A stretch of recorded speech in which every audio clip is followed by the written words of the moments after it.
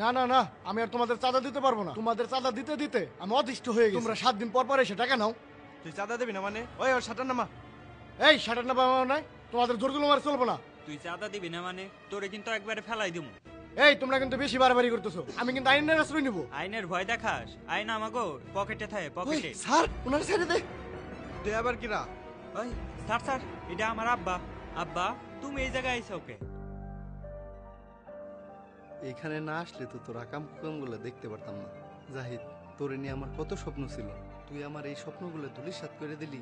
পড়ালেখা কইরে কি এখন আর চাকরি বাকরি করা যায় নাকি? আর এখন আমি যে লাইনে আছি আমার ভবিষ্যৎ উজ্জ্বল।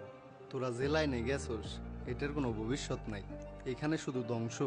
এই কাকা এত কথা হইতেছেন কে? জানতো আমি বুঝছি তুই এই বাজে ছেলেদের সাথে মিশেই নষ্ট হইছিস। জাহিদ, তুই এক্ষুনি আমার সাথে বাসায় চল, তোর আর এখানে থাকতে হইব না। না আব্বা, আমি তোমার লগে যাবো না। আমি এই জায়গায় অনেক ভালো আছি। এই জায়গায় আমাকে এক বড় ভাই আছে, সে আমাকে সবারই শেল্টার দেয়। আমিও তার মতো একদিনকে বড় ভাই হমু, সবারই শেল্টার দিব।